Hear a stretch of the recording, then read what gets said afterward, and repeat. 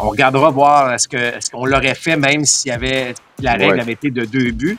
Je sais pas ce que tu en penses, mais moi, ça m'a allumé quelque chose, cette proposition-là de Josué Pelé. Bon, Marc, tu ne seras pas tellement surpris, je te dis que j'ai un petit côté nostalgique, un peu classique. Donc, l'idée me flatte dans le mauvais sens du poil. Au jeu!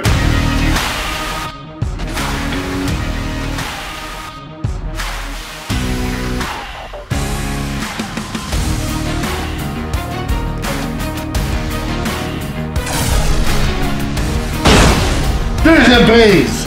Compte complet! Le balado Côte complet est présenté par Don Match, à Boucherville et au Saguenay, votre centre d'entraînement et boutique de baseball avec cage de frappeur intérieur et lance-balles, fier partenaire de votre passion. Et par les capitales de Québec. C'est plus qu'accessible, c'est plus que du baseball. Voici vos animateurs, Alain Husereau et Mark Griffin. Bienvenue à Compte complet. Nous sommes au début du mois de juillet. Alain Husereau en compagnie de Mark Griffin. Beaucoup d'actions dans le monde du baseball. On en parle évidemment dans ce balado. Auparavant, petite invitation à regarder ou écouter nos balados entretien et extra. On aura un entretien supplémentaire à vous proposer. Claude Denis Fortier qui a évolué avec l'organisation des Aces à ce moment-là de Kansas City au milieu des années 60. Il vient de la région de Québec. Ce balado sera disponible jeudi et vendredi.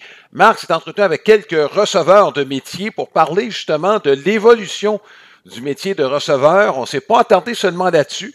Il en a profité donc pour demander l'opinion à des gens de baseball. C'est vendredi que ce balado sera disponible. Fort intéressant d'ailleurs. Les sujets pour aujourd'hui, on va revenir évidemment sur ce balayage des Blue Jays de Toronto face aux Yankees de New York, la situation des deux équipes, le grand ménage chez les Nationals de Washington, gérant et directeur généraux bye-bye. On va parler également de buts sur balle intentionnels. On fait quoi avec ça, compte tenu qu'on semble éviter, par exemple, Aaron Judge, on l'a vu dans le passé, certains autres joueurs, dont Barry Bonds. Je pense principalement c'est le meilleur exemple qu'on pourrait donner. Est-ce qu'on pourrait tenter d'éviter ce genre de situation? On va parler également, dans notre carte de la semaine, Bill Veeck, un personnage plutôt spécial qui a marqué le monde du baseball. Notre profil de la semaine, Michael Bush, et quelques retours marquants, dont celui de Brandon Woodruff avec Milwaukee. Ça va faire du bien. Remarque que les partants allaient déjà bien chez les Brewers. La balade des lanceurs qui continue. Et on va parler également de la chimie. On ne fera pas un cours de chimie, mais ce qui se passe dans le vestiaire, est-ce que ça a eu un impact sur ce qui se passe sur le terrain? Donc, ça, c'est à la suite de commentaires du nouveau retraité Kevin Pillar et les Rangers du Texas. Tout de suite, Marc, dans le vif de l'action, Jays, depuis la dernière fois qu'on a fait notre balado, c'est pas compliqué, les Jays n'ont pas perdu. Et non seulement ça, mais ils sont premiers dans l'Est de l'Américaine. Ça a changé très rapidement en raison des déboires des Yankees, jumelés à une semaine parfaite des Blue Jays de Toronto. Et Marc, c'est impressionnant ce qu'ils ont réalisé, compte tenu de deux choses. Un, on n'a pas de rendement de la part de Varsho et de Santander qui devaient frapper dans le cœur de la formation. Et deux, la production des lanceurs partants est en bas de la moyenne du baseball majeur. Puis tu regardes pour l'ensemble de la semaine, il n'y a pas un partant qui a fait 6 manches. Et pourtant, on a gagné tous nos matchs. Oui, écoute, c'est ça une équipe, hein. Parfois, c'est pas tout. Les lanceurs vont pas aussi bien qu'anticipé, mais d'autres prennent la relève. D'ailleurs, les releveurs, malgré qu'il y ait quelques noms qui sont un peu méconnus, là, on fait un bon travail. Mais je pourrais répondre par un nom, c'est George Springer. Springer qui a voulu transporter l'équipe. Et écoute, il a été. Là, c'était beau à voir, là. De voir un joueur en confiance maîtriser son art comme il l'a fait au cours de cette dernière semaine, c'est vraiment, là, c'est beau à voir. Mais ça traîne tout le monde avec lui. Et c'est ça que je trouve intéressant, c'est que lorsque tu vois un vétéran comme ça qui est concentré, qui est prêt, qui veut gagner, qui a le sourire dans le visage, c'est sûr que ça déteint un petit peu sur tout le monde. Puis je pense qu'il y a une belle influence sur des gars comme Ernie Clement, des gars comme Nathan Lucas. Puis là, écoute, les gars embarquent, Alain. Puis tu sais, des fois, là, autant individuel qu'en équipe, la confiance, ça se gagne, ça se mérite, à force de travail, ça se perd rapidement aussi. Mais quand tu l'as, tout le monde embarque. Puis Écoute, t'entends les propos que ce soit Jeff Hoffman, que ce soit Eric Lauer, le nouveau venu, ils disent, écoutez, en ce moment, là, on a l'impression qu'on peut pas perdre, puis on le fait en ayant du plaisir. Fait que ça, c'est la marque d'une bonne équipe, puis une équipe, une équipe qui joue en équipe. Et tu sais, Alain, on n'est pas toujours en train de regarder ce que Vlad fait, puis est-ce que Vlad va nous sortir de là? Non! C'est la meilleure chose qui arrive aux Blue Jays de Toronto, c'est de jouer en équipe. Puis Vlad, qui habituellement se réveille en juillet puis en août, il y a une bonne nouvelle là-dedans, alors qu'on joue du très, très bon baseball sans que Vlad connaisse une saison miraculeuse. Alors, je trouve que que lorsque tu parles de jouer en équipe, là, c'est un bel exemple qu'on voit présentement là, du côté des Jays. Ouais, en fin de semaine, on a eu droit à des performances de nouveaux venus. Marc Loperfido, premier match, produit un point dans une victoire de 3-2, un point évidemment important. Lazaro Estrada, je n'avais aucune idée c'était qui. 4 manches solides samedi, 1 point. Braden Fisher qui suit avec 2 manches, pas de point en prolongation. Marc, il faut le faire. Là. Il y a un coureur au deuxième quand ça commence. On ne parle pas beaucoup de ce gars-là, mais il semble se plaire dans un rôle dans lequel on lui donne des responsabilités. Écoute, puis je sais qu'on a souvent critiqué John Schneider à bien des égards, mais là, personne n'en parle. Hein? Tu as remarqué là, que personne parle du géant, et pourtant, c'est le même gars. Là.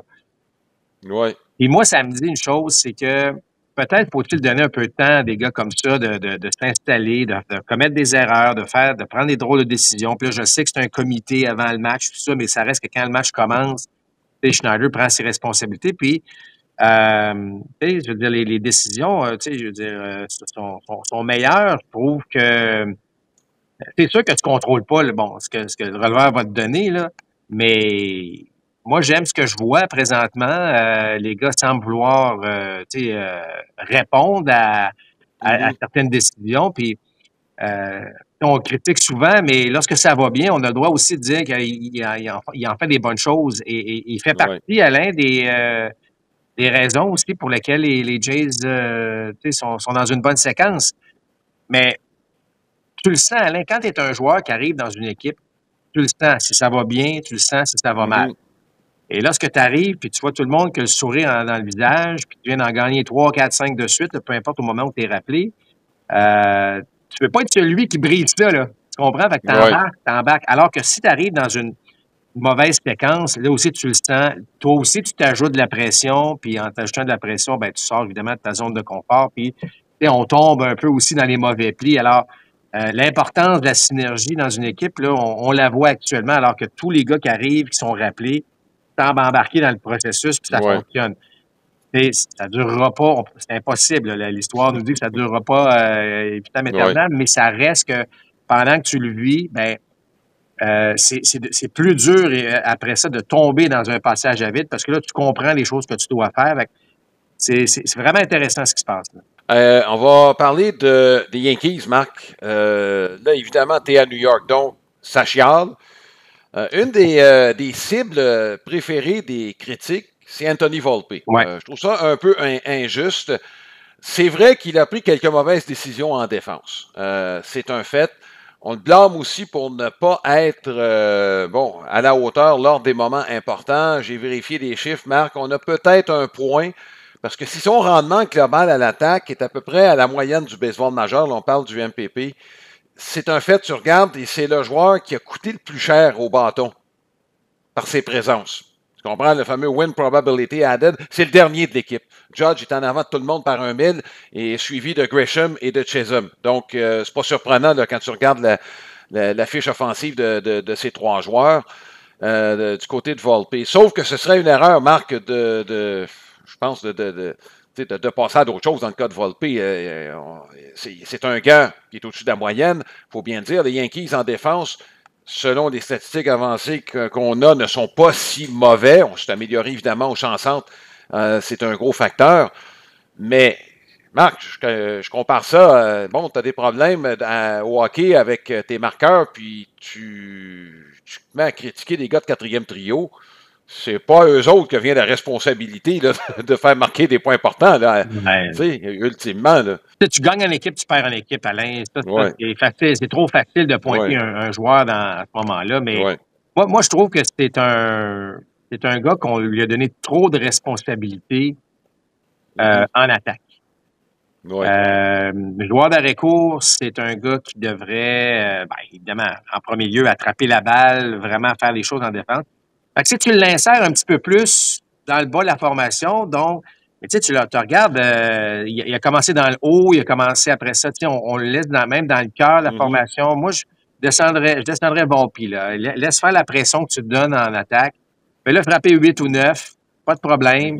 Parfois, justement, ça va alléger un peu l'anxiété qu'il doit se créer lui-même en étant joueur d'arrêt-court des Yankees de New York. Mais c'est vrai de mentionner qu'écoute, il est loin d'être le seul. Là. J'ai regardé une couple de releveurs, Alain, qui Weaver n'a pas été parfait nécessairement aussi. On l'a utilisé en 7e, 8e manche. Fait que, c'est trop facile. Lorsque tu as une série de défaites, Alain, c'est sûr que c'est pas un gars. C'est certain que c'est pas un gars. C'est tout le monde qui doit se regarder, incluant Judge. Même si Judge fait tout ce qu'il peut, il fait partie de l'équipe. Alors, c'est important que les joueurs se regardent un peu dans le miroir. Mais c'est vrai que les partisans sont vite sur la gâchette. Puis on n'a pas accepté le balayage des Blue Jays de Toronto là, chez les partisans des Yankees de New York. Alors, ça fait partie, malheureusement, de jouer à New York. Quand ça va bien, ça va très bien, puis tu es un héros, mais quand ça va pas bien, c'est sûr que les critiques sont sévères. Là. Oui, la relève, effectivement, et je parlais de Weaver, depuis son retour au jeu, là, n'est pas du tout le même lanceur. Est-ce qu'on l'a ramené trop tôt? C'est pas impossible. Et là, on vient de perdre Clark Schmidt. Louis Gill, c'est pas demain encore son retour. Ça va prendre encore quelques semaines. Bref, c'est ça. C'est beaucoup sur les épaules. Oui, c'est beaucoup sur les épaules de Rodon et de Fried. Marc, on va parler des Nationals de Washington. Toi, t'es pas surpris. Tu l'avais même presque prédit dans le cas de Dave Martinez. Mike Rizzo va partir. Rizzo, qui avait été une des premières embauches du groupe Lerner lorsqu'on s'est porté acquéreur de l'équipe. Donc, il était là depuis un petit bout. Mike Rizzo a connu quand même certains succès, Marc, dans l'ensemble. Et bon, il y a deux façons de voir les choses. Il y a du talent dans cette équipe-là. Quelle est la responsabilité qui incombe à Rizzo ou Martinez? Bref, on a décidé vraiment de tourner la page chez les Nationals de Washington. Oui, en fait, pour Dave Martinez, je suis moins surpris. Ça m'attriste parce qu'on sait que c'est un ancien expo, mais surtout, c'est un sapré bon gars, Dave Martinez. Fait que c'est plate de voir ça, mais ça faisait quoi, 7 ans et demi, là, finalement, qu'il était à la barre de l'équipe. Il a gagné une série mondiale, il a fait de très bonnes choses. Mais 71 victoires l'année dernière du côté des Nationals. Je pense que les objectifs, c'était d'arriver à 75, 65. C'était approché de jouer 500 cette année. Ouais. Puis là, on s'est creusé un trou, là, au moment où on se parle, les Nationals ont 37 victoires. Ouais. Alors, à un moment donné, c'est le cas classique, là, hein, c'est qui paye, c'est le gérant. Moi, ce qui m'a surpris, c'est Rizzo. Je peux comprendre que ça fait longtemps qu'il est là, c'est clair.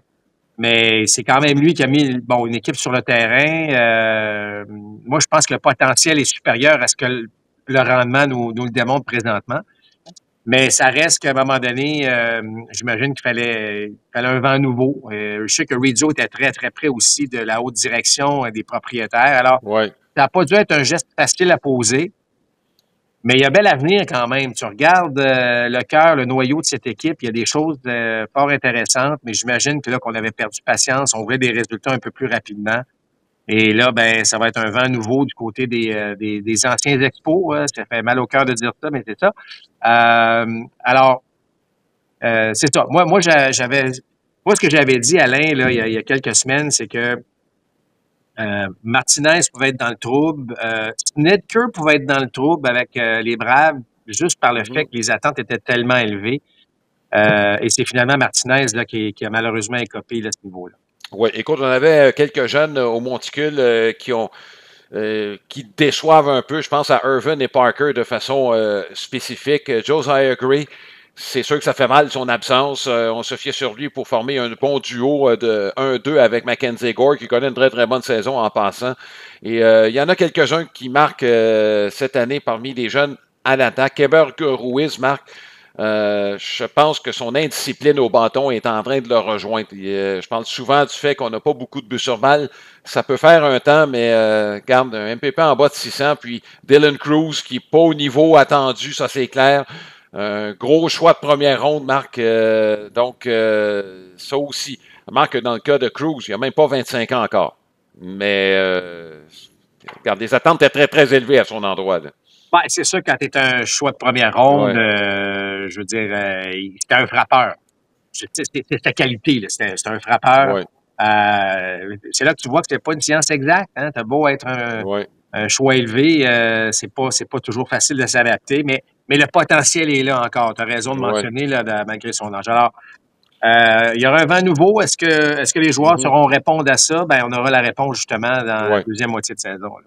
Oui, on aura d'ailleurs une idée du gérant qui va terminer la saison. C'est par intérim.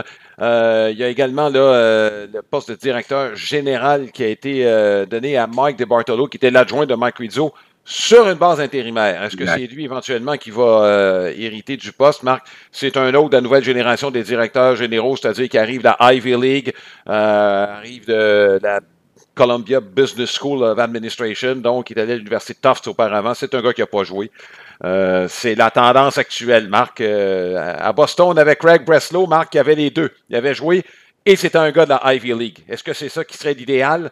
Toujours est-il que, bon, c'est la tendance actuelle, Marc.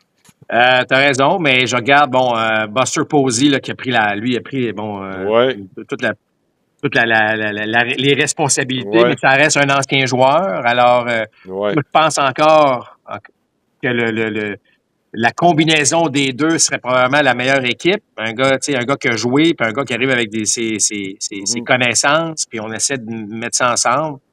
Parce que, écoute, Alain, les directions baseball, là, il n'y a pas si longtemps, c'était une couple de gars seulement, là. Et aujourd'hui, là, c'est une équipe complète, là. Des assistants au directeur gérant, là, t'en as 4-5. Fait que j'ai l'impression qu'on va suivre la tendance, on va s'entourer d'une équipe autour d'une personne, évidemment, mais moi, je suis pas certain que d'avoir un ancien joueur seulement ou un gars qui est plus axé sur la business, qui n'a jamais joué, c'est pas sûr que c'est la solution. Le côté hybride, oui, là, je trouverais ça acceptable parce que faut vivre avec les deux, Alain. Et tu peux pas vivre juste avec un. Oui, ben, c'est un gars qui est là depuis une dizaine d'années avec les Nationals de Washington, connaît le tabac, connaît l'organisation. On verra quelle sera la décision éventuellement à long terme pour les Nationals. La question de la semaine est présentée par Silmar Autoville. C'est votre détaillant pour les pneus de voiture et de camions classiques et antiques. Je vous invite à consulter le www.silmar.ca. C'est fort simple. Les Blue Jays, premiers dans l'Est en ce moment. On joue contre les White Sox en début de semaine. Il n'y a pas de raison qu'on arrive au match des étoiles sans être premier. Donc, la question, est-ce qu'ils peuvent tenir le coup à long terme? Je vous invite à envoyer vos commentaires sur notre page Facebook, Facebook/compte complet balado, ou aller directement sur notre site internet comptecomplet.com. Amateur de baseball, viens vivre l'expérience des capitales au Stade Canac. Du baseball professionnel, une ambiance électrique, le tout dans un stade de baseball mythique au cœur de Québec. Billets sur capitaledequebec.com. Alain, c'est le moment de souligner notre partenaire Plan de Match, qu'on remercie grandement, évidemment. Plan de Match, c'est boutique de baseball, cage de frappeur, boutique en ligne, deux endroits physiques à Boucherville, qui est la boutique originale, cage de frappeur qui est à Boucherville, cours privé également. C'est la mi-saison. Il y a aussi quelques rabais intéressants, soit dit en passant, et aussi une boutique à Jonquière. Et si d'ailleurs vous voulez vous procurer, par exemple, une casquette de compte complet, ben il y en a à la boutique en ligne de Plan de Match. Alors, on les remercie. Les capitales de Québec aussi, qui sont grands partenaires de notre balado compte complet. On les remercie grandement. D'ailleurs, si vous voulez avoir plus de détails sur notre balado, ben visitez notre site Internet qui est le www.comptecomplet.com. Marc, on va penser cette deuxième partie du balado sur un point qui a retenu ton attention. Vous en avez parlé dans votre balado avec les receveurs qui seront disponibles ce vendredi. Le but sur balle intentionnel, est-ce que c'est une plaie? Première des choses, on va commencer par ça, parce que vous en avez parlé. Il y a plusieurs années, il y a des idées qui ont été avancées, vous en avez discuté. Mais avant d'aller là, est-ce que tu considères que cette stratégie est une plaie? dans le baseball. Ben, écoute, Alain, là, mets-toi dans la peau, exemple, d'un partisan qui prend sa voiture, s'en va, ben, par exemple, soit à New York, soit à Boston, soit à Toronto, tu sais, qui décide, là, je vais dépenser avec ma famille, je vais aller voir Aaron Judge, je vais aller voir Vladimir Guerrero Jr., je vais aller voir les meilleurs frappeurs, les Juan Soto, des gars de même. Là, tu arrives, puis, je sais pas, Aaron Judge, il y a 5 présences dans le match, mais 3 buts sur balle intentionnels. Là, tu te dis, voyons, là, je viens le voir frapper, puis non seulement, bon, les buts sur balle intentionnels, maintenant, c'est un automatisme, il s'en va au premier but, mais fait que, côté partisan, tu sais, je trouve que c'est rendu plate. Puis, bon, là, mets-toi du côté baseball, stratégiquement, on blâmera, bon, tu sais, il n'y a pas un gérant qui a été blâmé à l'époque lorsqu'on a tous ces buts sur balle à Barry Bonds, par exemple, ou même, à la limite, à Aaron Judge. Tu dis, écoute, si on n'a personne derrière lui pour le protéger, on lui donne un but sur balle, puis on va gagner le match. On est là pour gagner. Fait que ça, je comprends ça. Mais à un moment donné, est-ce que ça devient trop facile? Que ça devient trop facile de dire, bon, alors comment on pourrait contrer ça? Puis c'est un peu, puis Alain, je vais rentrer un petit peu aussi, puis on va en reparler après, mais un peu comme le frappeur atteint. C'est un autre dossier, mais on va en parler juste après. Oui. Alors, dans notre discussion, il y avait Olivier Lépine dans le compte complet extra et Josué Pelé. Je sais que les idées qu'ils ont lancées, bon, tu l'as dit, Alain, il y a une certaine époque, il y a eu des grandes réflexions, il y a des gens qui ont pensé, mais Josué, à qui on jasait. Ma question avec eux avait été, à un moment donné, est-ce que vous êtes pour d'avoir un joueur en défense qui ne frappe pas? Donc, d'avoir un deuxième frappeur de choix. Ça, on en a déjà parlé, Alain.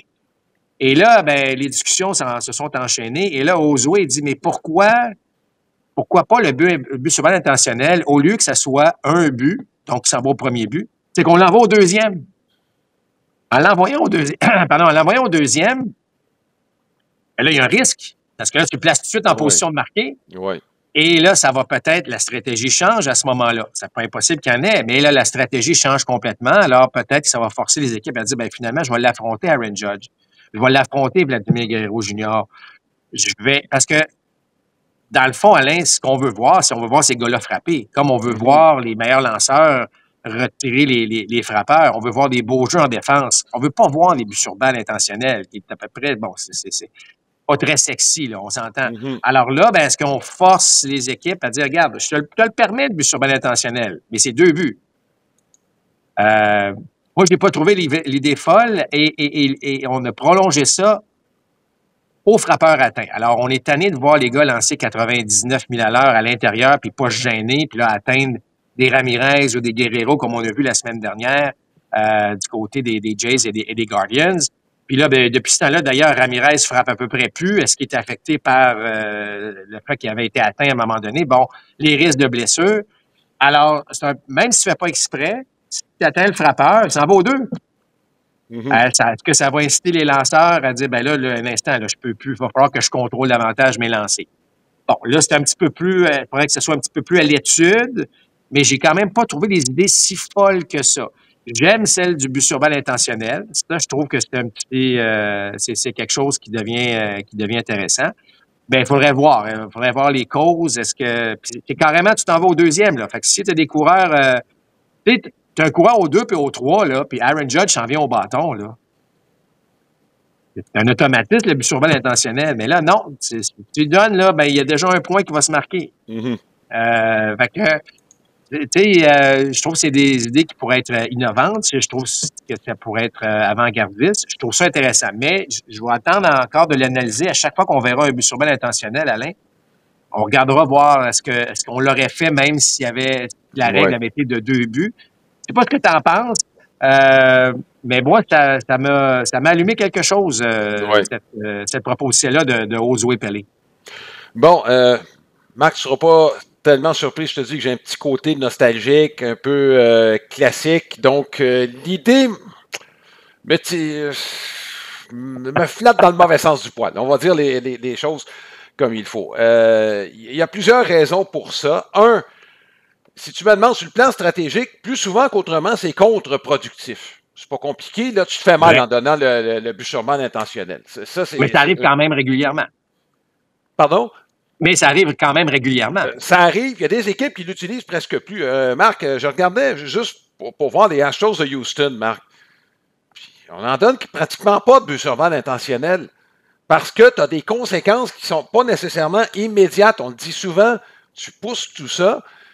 Et, tu sais, on dit souvent que le baseball, c'est le plus individuel des sports d'équipe. Ben, cet aspect-là, en le gardant au premier, demeure. Il faut que les gars, il ne faut pas que ce soit juste Judge. Il faut que les autres aussi profitent de ce que tu donnes à Judge, que tu donnes. OK, tu t'en vas au premier, ben l'autre en arrière, il a le droit, lui aussi, de produire. Je comprends du point de vue du spectateur qui paie son billet pour aller voir Aaron Judge. Je le comprends. Mais tu regardes aussi un match de baseball. Et effectivement, bon, mettons qu'il y a 50 000 spectateurs, il y a un pourcentage qui sont là pour voir Judge. Ça, je le comprends. Quel est le pourcentage qui sont là pour voir des stratégies de baseball et d'autres qui sont là juste passer un bel après-midi? On pourra en débattre de tout ça. Mais moi, j'aime ça voir, évidemment, ce qui se passe. Tu donnes le but sur balle, OK, est-ce que tu vas payer le prix, par contre? Donc, il y a cet aspect-là, Marc, moi, qui m'intéresse. Et comme je le dis, plus souvent qu'autrement, c'est contre-productif. Tu donnes un but sur balle, Marc. Moi, j'ai toujours dit, dans les 6 premières manches, il y a des bonnes chances que ça vienne t'exploser en plein visage. Marc, dans nos reportages, on le dit souvent lorsque tu donnes un but sur balle, c'est correct, mais tu vas peut-être l'affronter plus tard dans le match à un moment où tu n'auras pas le choix de lui lancer quelque chose de bon. Donc, affronte-le quand tu es en 3e, 4e manche. Donc, il y a un côté stratégique là-dedans, Marc, et côté équipe. Je pense qu'il faut continuer d'avoir, même si c'est frustrant d'un côté, puis tu as raison là-dessus, mais regarde, je pense de ce côté-là, ce serait extrême de donner le 2e but tout de suite sur un but sur balle intentionnel, à mon avis. Écoute, moi, je compare ça. Rappelle-toi la règle des 3 frappeurs. Oui. Oui. Pour les releveurs. Là, on disait, là, ça a été, on va enlever la stratégie, notre expert gaucher n'existera presque plus. On s'est adapté. Puis, et tu l'as mentionné, c'est pas qu'il y en a une tonne de buts sur balle intentionnels, c'est juste que ça arrive toujours au meilleur, évidemment, au meilleur frappeur que tu veux voir. Puis tu veux voir un releveur être forcé à affronter un Aaron Judge, par exemple, là, dans une situation coureur au 2e et 3e. Oui. En tout cas, fait que je suis pas parfaitement d'accord encore, mais je trouve que ça amène une discussion qui est vraiment intéressante. Ouais. Puis comme le frappeur atteint, c'est pas inintéressant du tout de dire si tu atteins un frappeur, c'est 2 buts. Si tu donnes un but sur intentionnel, c'est 2 buts.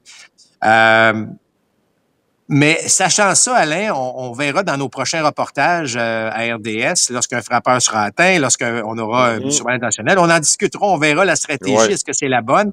Parce que tu as raison, ce que ça expose, c'est que le but sur balle intentionnel, tu l'as dit, là, il y a des conséquences plus tard dans le match, parce que là, on retourne plus vite, puis les meilleurs reviennent plus vite, puis c'est des lancers peut-être additionnels juste par le fait que là, tu affrontes un gars après avec un coureur sur les buts. En tout cas, tout ça pour dire qu'il y a des conséquences à tout ça. Mais je pense le baseball a évolué au cours des dernières années. Il y a eu des très bonnes choses, des moins bonnes aussi. Mais ça reste que à la fin de la journée, je pense quand même que tes décisions doivent être prises pour le spectacle. C'est du spectacle, le sport, c'est du spectacle, le baseball. Alors, prenons des décisions pour pas... Évidemment, tu veux pas complètement modifier le sport, là, pour pas rendre ça... mais ça reste que... Moi, les décisions, ça serait surtout pour dire comment je peux exploiter mes meilleurs joueurs encore plus, comment je peux mettre mes joueurs mes meilleurs joueurs dans des situations où ils peuvent exceller, ou qui peuvent donner un spectacle. Alors, écoute, je trouve ça le fun... mais c'est ça, matière à réflexion au cours des prochaines semaines. Oui, et je vais juste finir, Marc, et même si j'étais d'accord, comment tu appliques ça? Parce que, regarde, admettons là, que la règle existe présentement, on l'applique. Tu as Aaron Judge, puis tu vois l'instructeur des lanceurs que ça va au monticule, puis tu sais ce qu'il va lui dire. Donne-lui rien de bon. Comment tu évalues que c'est un but sur balle intentionnel, non intentionnel? Tu lances, là, mais il faut que tu lances, là. Mais regarde, c'est pour ça que la fameuse règle la fameuse règle du frappeur atteint vient aussi s'appliquer parce que là, tu te dis, donne-y rien de bon, mais atteins-le pas non plus. Oui, mais tu sais, tu arrives avec un lanceur, lance-lui 4 balles rapides à la hauteur des yeux. Tu t'en vas au premier. Non, c'était pas intentionnel, je voulais en lancer une rapide en plein centre. Comment tu fais pour déterminer ça? Je veux dire... non, mais le but sur balle intentionnel, il est facile, Alain, à cette heure, c'est 4 lancers. Je veux dire, tu dis 4. Alors là, tu le forces à lancer. Oui, mais Alain, tu le forces à lancer. Peut-être qu'il peut en bondir une, ça va faire avancer des coureurs. Si vraiment il lance trop haut, c'est dangereux. Écoute, je te le dis, là, c'est pas parfait. Je fais juste dire que c'est matière peut-être à réflexion alors que tu es obligé de le forcer. On va tous s'entendre sur une chose, Alain, c'est pas les quatre balles lancées à un but sur balle intentionnel qui ont accéléré les matchs, là. Non, c'est négligeable. D'ailleurs, et la décision était là-dessus. On disait on perd trop de temps. Pourtant, moi, je me rappelle Tony Peña qui était debout puis qui faisait le signe, puis finalement, on a lancé une prise pour retirer un gars. Tu sais, je veux dire, il y avait aussi une stratégie derrière ça. Ouais. Elle a disparu. Mais là, c'est juste qu'il faudrait forcer. Si tu veux donner un but sur balle semi-intentionnel, ben là, faut que au moins tu l'affrontes. Ben, si tu l'affrontes, ben, tu as 4 lancers à faire. 4 lancers, il faut que le receveur attrape la balle, puis t'assures que c'est pas trop près de la zone. Puis là, ben, tu peux voir. Moi, je me souviens d'un Manny Ramirez qui avait tiré les bras pour frapper un long ballon sacrifice alors qu'on lui donnait un but sur balle intentionnel. Ouais. Fait que, tu sais, moi, je trouvais ça plus excitant que juste de dire, OK, 4 balles, tu t'en vas. Puis là, il se passe plus rien. Ah, les gars, c'est ça.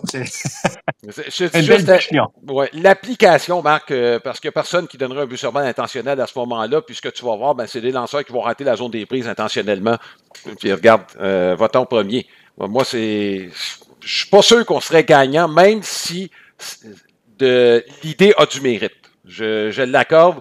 Je te dis juste que sur l'application, ce serait extrêmement difficile. Comme je dis, ça forcerait effectivement le gars à effectuer 4 lancers, puis c'est à lui d'avoir le contrôle d'effectuer 4 lancers qui sont pas près de la zone des prises. Ouais. Mais ça donne peut-être une chance quand même à des gars de s'élancer. Mais ton point était très, très valide, très, très bon également. C'est pour ça que c'est le fun d'en discuter.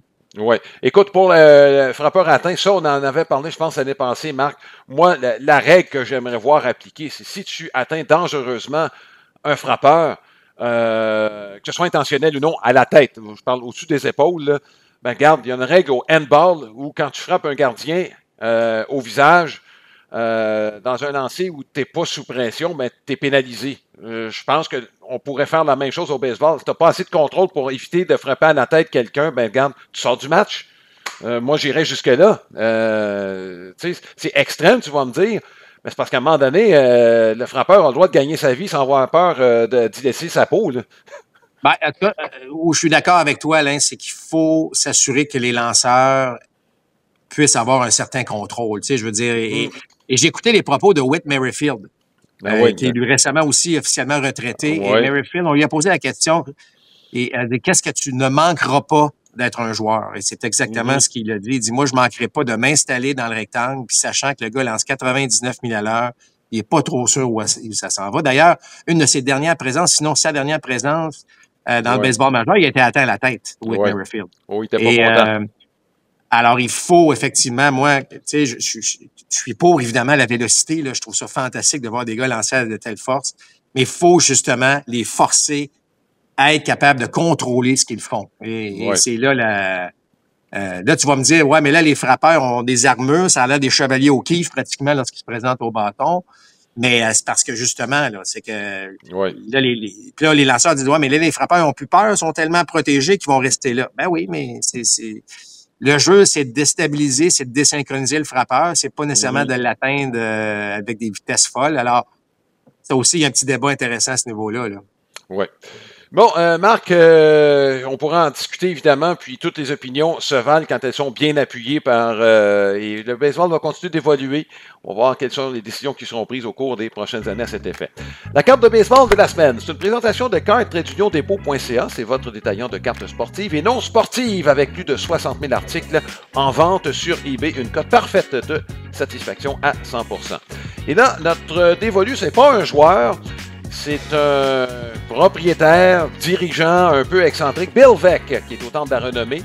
Et c'est une carte dont la série est toujours vivante parce qu'il y a toujours des membres du Temple de la Renommée qui s'ajoutent. Je pense à Dave Parker, par exemple. Et cette carte postale du National Baseball Hall of Fame and Museum. C'est le temple de la renommée du baseball. Le Cooperstown date de 1991. Je vous précise que pour ceux qui écoutent la version audio, la carte va être disponible sur notre page Facebook à compter de mardi à midi. Donc, c'est tous les intronisés du baseball qui font partie de cette collection. Et Bill Veeck, Marc, il a commencé, lui, dans le baseball mineur. Son père était déjà impliqué avec les Cubs de Chicago. Puis lui, il a volé de ses propres ailes à un moment donné. Et dans les années 40, avait eu l'idée, semble-t-il, c'est pas confirmé tout à fait, mais connaissant le bonhomme, c'était un des premiers à songer, pendant la Deuxième Guerre mondiale, à pacter son équipe de joueurs des Ligues des Noirs. J'imagine s'il l'avait fait, je m'excuse, mais il aurait fini premier. C'est pas compliqué, là. Il aurait vraiment fini premier à ce moment-là. Mais Marc, ce qui est documenté davantage, c'est la réticence du commissaire du baseball, Judge Landis, d'avoir des Noirs. D'ailleurs, Jackie Robinson est arrivé après le décès du Judge Landis et après la Deuxième Guerre mondiale. Et là, qu'est-ce qu'il a créé comme innovation? Les feux d'artifice après des coups de circuit, ça, c'est lui. Le nain au bâton en 1951, c'est lui. Les uniformes en satin, je ne sais pas si tu as déjà vu ça, Marc, avec les Browns de Saint-Louis, c'est lui. Les White Sox de Chicago qui ont joué en culotte courte, c'est lui. Ouais. Écoute, et il n'y a pas juste ça qu'il a fait. Également, sur le plan fiscal, Marc a permis aux propriétaires de gagner beaucoup d'argent. Là, ça me prendra un comptable pour expliquer tout ça. Mais a réussi à amortir les salaires des joueurs dans les rapports d'impôts. Et c'était un des premiers à le faire. Tu comprends que les autres propriétaires ont suivi par la suite, comme on peut amortir des équipements, par exemple, lorsqu'on est en agriculture, un milieu que je connais peut-être un peu. Donc, lui a réussi à le faire avec les joueurs. Et c'est aussi le père de Mike Veeck. Mike Veeck qui s'est fait les dents avec les White Sox de Chicago, avec son père, et qui était responsable d'une des plus célèbres promotions des années 70, c'est-à-dire, oui, le Disco Demolition Night. Alors qu'on avait fait exploser des disques sur les terrains, des disques disco sur le terrain étant impraticable pour le deuxième match, les White Sox l'ont perdu par forfait, et ça avait créé une émeute, Marc, sur le terrain. Il y a des images que vous pouvez retrouver sur YouTube, ça a été documenté, on en a parlé à plusieurs reprises, Marc, de cet événement. C'était une foule qui était plutôt inhabituelle. Pour avoir parlé à des gens qui étaient sur place, Marc, c'est ça, il y avait des odeurs inhabituelles aussi qui émanaient des estrades. Et Marc, je me rappelle encore avoir lu ce que Bill Veeck avait dit à son fils. Son fils, le lendemain, était rentré penaud. Il dit, j'imagine que tu n'es pas content. Et la réaction de Bill Veeck était absolument succulente. Il dit, voyons donc, il dit, c'est parfaitement réussi, tout le monde parle de nous ce matin. Donc, dans un certain sens, il n'y avait pas complètement tort. Donc, notre carte de la semaine, un innovateur dans le monde du baseball, même s'il n'était pas toujours apprécié de ses collègues propriétaires, beaucoup plus conservateur que Bill Veeck pouvait l'être, mais je pense qu'il a quand même marqué le monde du baseball à sa façon. Le baseball, c'est plus qu'un divertissement. Après des mois d'inactivité, on veut bouger sur des terrains de balle. Rendez-vous au baseballquebec.com. Débranche tout et on va jouer dehors. Ce sera ton été de baseball.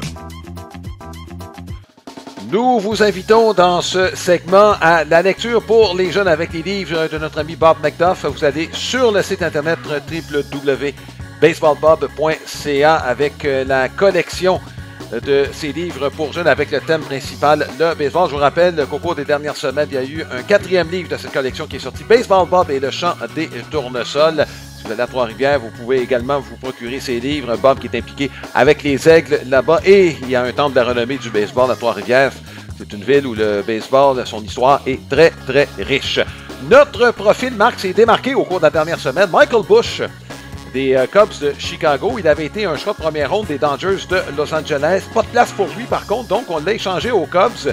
C'est un joueur de 3e but à l'origine. Marc, il a frappé partout où il est allé. Son MPP, globalement, dans le baseball mineur, c'est au-dessus de 900. Donc, on l'a échangé aux Cubs et Marc, une transition qui s'est faite en douceur. C'est devenu un des très bons premiers buts défensifs dans le baseball majeur. Lui, là, vient de connaître un match de 3 coups de circuit. Je ne sais pas si les Cubs avaient prévu ça, mais ça a permis en plus d'avoir Matt Bush au 3e but. Donc, on a peut-être réglé dans l'espace de 2 saisons nos 2 positions de coin de losange, comme on disait à l'époque. Bon, écoute, c'est sûr que je ne sais pas quelles étaient les attentes, mais je suis pas mal sûr qu'il les a dépassées. Écoute, en 2025, Alain, il a un MPP à 9,50 là, présentement et un OPS ou un MPP plus à 170. Alors, c'est pas juste son coup de bâton, c'est son jeu en défense aussi, tu l'as dit, qui excelle également. Écoute, il a juste 25 ans, hein? Alors, c'est tout un joueur d'avenir qu'on a. C'est pas un gars qui a un grand gabarit. On parle de 6 pieds 200 livres, mais je veux dire, il est fait fort. J'adore sa manière lorsqu'il se présente au bâton, sa manière de se comporter, sa discipline. Il y a plein de belles choses, en tout cas, Michael Busch. Et ça, c'est le genre de transaction que les Dodgers... Bon, je dirais pas on va regretter, mais je pense pas qu'on s'attendait à un tel développement de la part de Michael Busch. C'est exceptionnel, Marc, ce qu'il a accompli. Je sais qu'il y a encore oui, les Dodgers ont encore quelques prospects de premier plan dans le réseau de filiales. Ce sont des joueurs de position principalement, alors qu'on aurait besoin de lanceurs présentement. Ouais. Marc, on en a une tonne sur la liste des joueurs blessés. On peut comprendre qu'on n'a pas jeté notre dévolu là-dessus. Mais quand même, écoute, chapeau à Michael Busch, les beaux cadeaux aux Cubs de Chicago. Marc, on va parler de certains retours. Le plus important, probablement celui de Brandon Woodruff avec les Brewers de Milwaukee. C'est que les Brewers vont bien.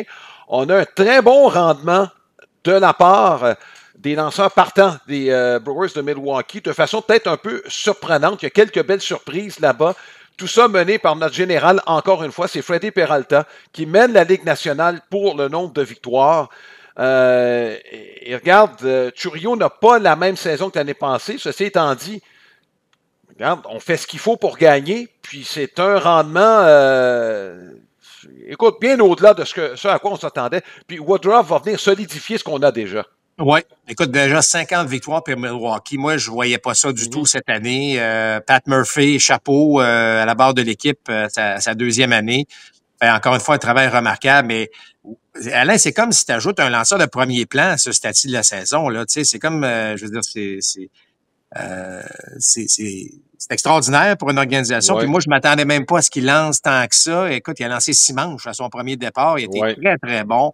Puis là, ben, tu sais, les Brewers, moi, je m'attendais pas à une saison de la sorte. Puis là, on s'était dit, ben, si Woodruff revient cette année, peut-être servira-t-il de modèle d'échange s'il est en santé. Mais là, pas question d'échanger. Là, non seulement on est dans la course, mais on est seulement à 4 matchs des Cubs qui connaissent une saison exceptionnelle. Ouais. Alors, on est certainement dans la course pour les équipes repêchées. Alors, on va, selon moi, on va se battre. On va être des acheteurs et non des vendeurs. On verra ce que ça va avoir l'air de quoi au cours des prochaines semaines, mais tout un retour là, d'avoir la qualité d'un tel joueur pour le dernier droit. Là. Oui, avec Tampa, Marc, Ha-Seong Kim, finalement, a fait ses débuts au cours de la dernière fin de semaine. On va le faire jouer où? Au deuxième but, je pense que Lau est là pour rester, surtout qu'il a une bonne saison. À l'arrêt-court, on a Walls, frappe pas beaucoup, mais Marc, il a de loin le WAR le plus élevé, toutes positions confondues dans la Ligue américaine. Donc, son gant est assez bon pour endurer son coup de bâton qui est en bas de la moyenne, mais Marc, sa contribution défensive fait en sorte que tu peux pas l'enlever. Ben, écoute, on va manœuvrer avec ça. Kim a des bonnes mains aussi. Là. C'est un excellent joueur en défense. On pourrait peut-être en donner un petit peu plus en attaque. On va le tester. C'est sûr qu'on va le tester. Connaissant les Rays, de toute façon, on fait des tests à tous les matchs. Là. Mais on va trouver une solution à ça, clairement. Mais les Rays, Alain, sont une meilleure équipe avec Kim. Alors, évidemment, on va lui donner le temps. Là. Ce gars-là n'a pas joué depuis un bon moment. Là. Mais c'est un joueur de qualité, c'est un excellent joueur en défense. Ça a été un petit peu plus difficile qu'on pensait en attaque avec les Padres, mais ça reste que parfois, si ça débloque, ça peut devenir une force là, du côté des Rays. Alors, à suivre certainement. Là. Oui. Marc, la parade des lanceurs s'est poursuivie. Je prends pour exemple Zach Pop là, qui, aussitôt rejeté par les Mariners de Seattle, se retrouve dans la formation des majeurs des Mets de New York. Il a perdu d'ailleurs dès son premier match. Les Mets qui ont utilisé 35 lanceurs depuis le début de l'année. On est seulement au mois de juillet. Ça va se poursuivre. Puis, évidemment, il y a peut-être, je regarde, là, il y a un joueur de position là, c'est Jankowski qui fait partie du groupe, mais quand même, c'est 34 lanceurs, si on veut, de métier. Ça se poursuit. Le marché va être, peut-être encore plus élevé. Le marché des lanceurs gauchers. Je regardais encore, Marc, les Yankees et les Mets principalement, peut-être les Phillies, mais les Phillies vont compter sur le retour d'Alvarado. Donc, on va peut-être être plus patient de ce côté-là. Mais c'est ceux qui ont besoin. Écoute, s'il y a un lanceur gaucher disponible à quelque part, là, on va probablement regarder les deux clubs de New York là, pour s'en trouver un. Parce que là, Tim Hill est tout seul. Ben, Alain, écoute, regarde, moi, ce que je remarque, c'est que tous les matchs que l'on fait à RDS, avant les matchs, on regarde les formations, puis il y a toujours 2-3 nouveaux noms, des releveurs rappelés, des gars qu'on essaie de leur donner une chance, on les teste. Je veux dire, il y a un roulement, peut-être c'est moi, là, mais j'ai l'impression que cette année, il y a un roulement qui est encore plus important dans la plupart des équipes chez les releveurs. Et c'est le roue qui tourne. Alors, ça va être un marché très ouvert, selon moi, là, à la marché là, de la date limite des transactions pour des releveurs. Puis, tu as raison, Alain, de mentionner les deux équipes de New York, mais tu pourrais regarder là toutes les équipes qui devraient être acheteurs, puis ils ont tous besoin à peu près de la même affaire. Ça ne veut pas dire que New York va les avoir. Il y a peut-être San Diego, Marc, qui se démarque. On les a fait ce dimanche. Ils ont un personnel de releveur assez impressionnant, merci. C'est peut-être du côté des Padres qu'on va chercher plus un bâton là, ou deux. Et pas nécessairement la crème de la crème. Il y a même, tu sais, comme frappeur de choix, on aurait besoin de quelqu'un ou comme voltigeur de gauche, dépendant de comment on va jongler avec nos dés. Receveur, est-ce que, Maldonado, on l'aime beaucoup, visiblement en défense, parce que sans ça, il ne serait pas avec l'équipe. Mais ça prendrait quelqu'un pour l'appuyer à l'attaque, là, quelqu'un qui est supérieur. Puis on a même... Moi, je ne serais pas surpris que Higashioka retourne avec les Padres de San Diego éventuellement. Là. Même si, dans le cas d'Higashioka, il y a un contrat encore pour l'année prochaine, mais il a été quand même un rouage important l'année passée pour les Padres. Oui, surprenant, effectivement, qu'on l'a pas gardé à ce niveau-là, mais peut-être qu'on réalise. C'est vrai que les Padres ne sont pas sur le marché pour des releveurs. Ouais. C'est peut-être l'équipe, justement, qui va pouvoir aller chercher une couple de joueurs. Puis en même temps, tu dis, on n'a peut-être pas. Moi, j'aimerais ça les voir aller chercher un premier but là, qui frappe avec un peu plus de puissance. Toi, tu as mentionné Jake Burger dans notre reportage, qui est pas une mauvaise chose. Ça serait déjà mieux de ce qu'on a présentement. Une des pires équipes pour le MPP, pour le frappeur de choix, là, ce sont les Padres de San Diego. Fait qu'un petit peu d'aide de ce côté-là, ça nuirait certainement pas. Mais on n'échangera pas nos releveurs, pas parce qu'on a une belle relève qu'on va les échanger pour aller chercher de l'aide ailleurs. Moi, je pense qu'on conserve ce qu'on a en relève et on va aller chercher ailleurs ce qu'on peut aller chercher à ce niveau-là. Ouais.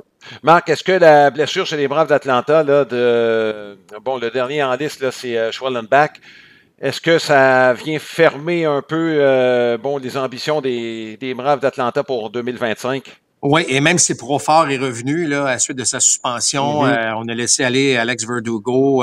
Écoute, les 4 des 5 partants de début de saison qui sont sur la touche.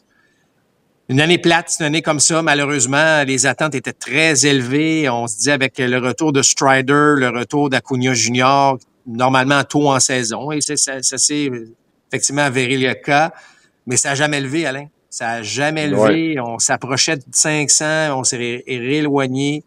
C'est un peu plus inquiétant là, ce qui se passe avec les Braves.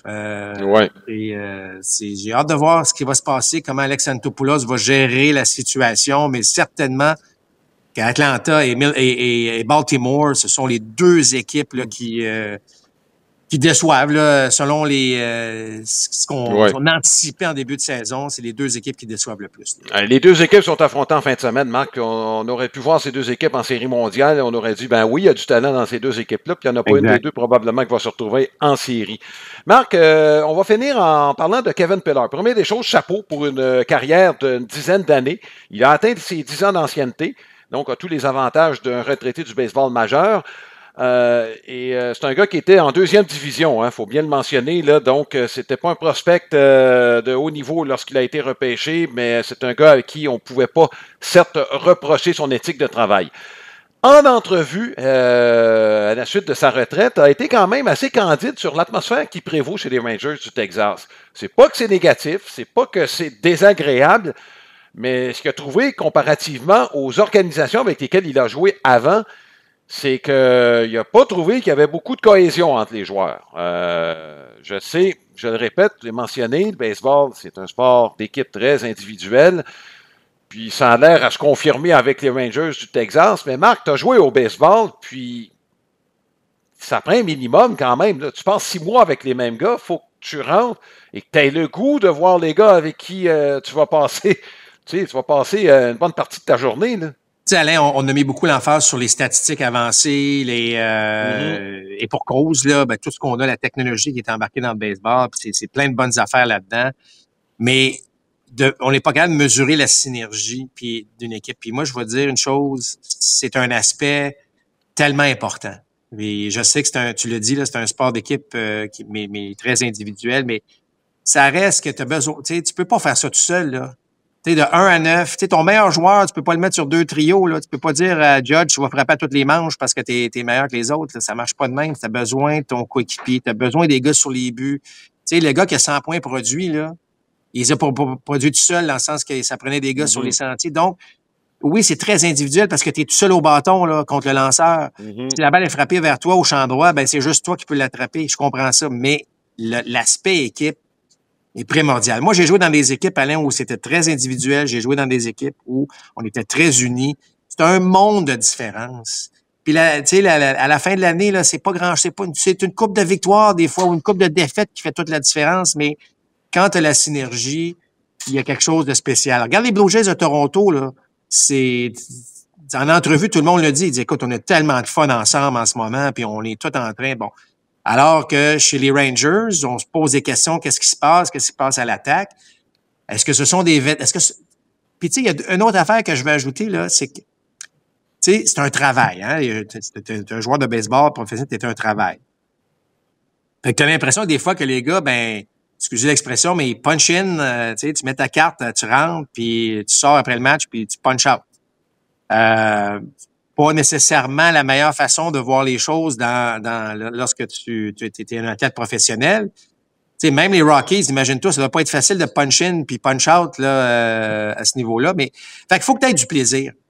Tu sais, je veux dire, oui, il faut que tu sois bon sur le terrain, faut que tu fais. Mais le premier critère, c'est d'avoir du fun. Fait que tu veux rentrer dans un vestiaire où c'est le fun.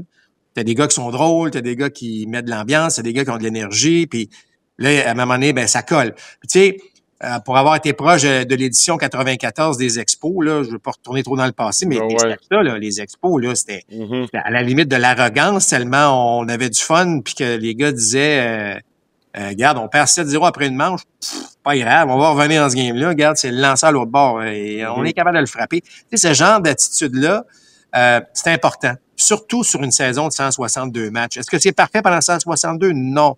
Mais tu vas en gagner pas mal plus que tu vas en perdre si tu as cette attitude-là, contrairement à une équipe qui, se retient un peu. Donc, ça pour répondre à la question, avec le rendement que je vois, avec les vétérans qui sont en place du côté des Rangers, je suis pas surpris d'avoir entendu ça de la part de Kevin Pillar. Ben, c'est qui les leaders? Dans le fond, c'est que ça te prend quelqu'un qui prenne en charge l'équipe. Tu sais, tu regardes les équipes gagnantes, tu peux presque les identifier. C'est qui les leaders? Regarde à Boston, on a donné le gros contrat à Raphaël Devers pour qu'il prenne un peu ce rôle-là, ce qu'il n'a visiblement pas voulu à la lumière là, des informations qui sont sorties depuis qu'il est parti de Boston. Tu sais, tu regardes les gros salariés, Corey Seager, Marcus Semien, puis moi, je me pose la question, les Dangers ont quand même beaucoup de sous. Quand Seager est devenu joueur autonome, c'est-tu par économie qu'on a laissé aller Seager? On avait Gavin Lux qui s'en venait. Mais Gavin Lux, Marc, rappelle-toi, t'es pas capable de faire un relais de l'Areco au premier but. On en avait déjà un très, très bon. Je me pose des questions un petit peu. Je te dis pas que c'est une mauvaise influence. Je te dis juste que est-ce que c'est un gars qui est prêt à prendre des responsabilités de leader au sein d'une équipe? Pas sûr, là. Ben, écoute, regarde, on a gagné une série mondiale, donc Ouais. on ne doit pas être si... mais Ouais. il ne semble pas être évidemment un leader vocal. Ça semble plus un gars qui fait son affaire. Exact. Mais qui donne l'exemple par ce qu'il fait. C'est correct aussi, évidemment, mais on a un paquet de jeunes qui arrivent chez les Rangers. Est-ce que ça devient un peu différent de voir ça? Est-ce qu'on aimerait ça justement avoir un vétéran qui tire un peu la couverte puis en disant hey, les gars, faut vraiment faire les choses d'une autre manière. Mais ton point est intéressant. C'est peut-être un aspect pourquoi les Dodgers n'ont pas retenu ou n'ont pas offert de contrat éventuel à Corey Seager. Peut-être qu'on s'est dit excellent joueur, mais je sais pas, là. Évidemment, là, on spécule à ce niveau-là, mais je sais que les deux gars qui ont 300 millions, des contrats de 300 millions avec les Rangers, c'est pas nécessairement les gars qui vont l'aider vocalement. C'est des gars qui sont très calmes, qui font leurs affaires. C'est correct aussi, là, c'est parfait aussi, mais je pense que ça prend un mélange, ça prend certainement une couple de gars là-dedans qui est peut-être un petit peu plus rassembleur. Et qui peut faire la différence dans un esprit d'équipe.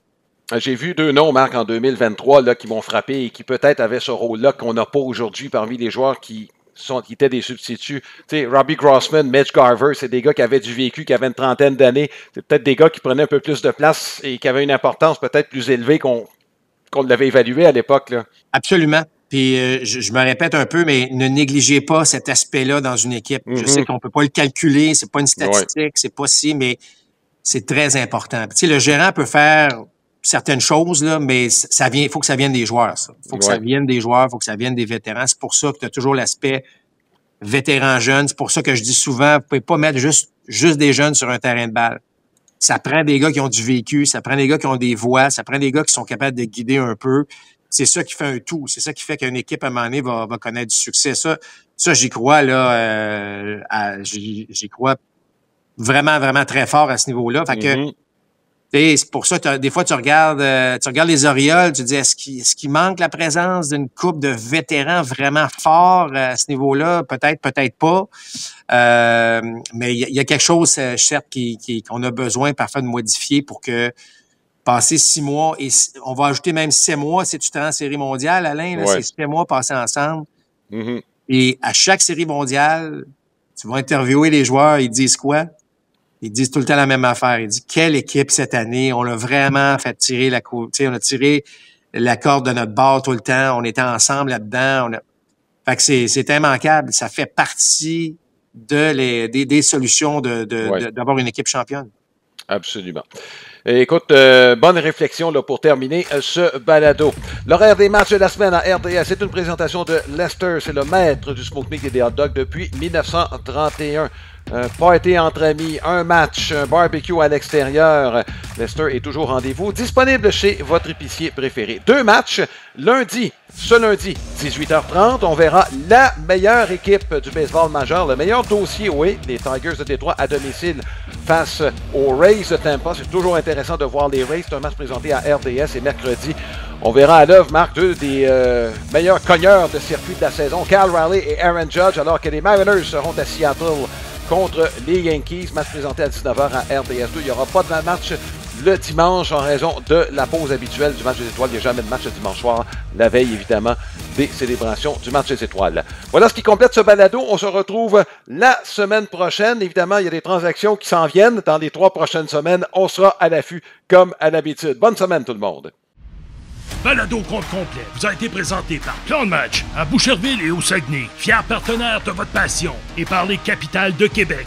C'est plus qu'accessible, c'est plus que du baseball.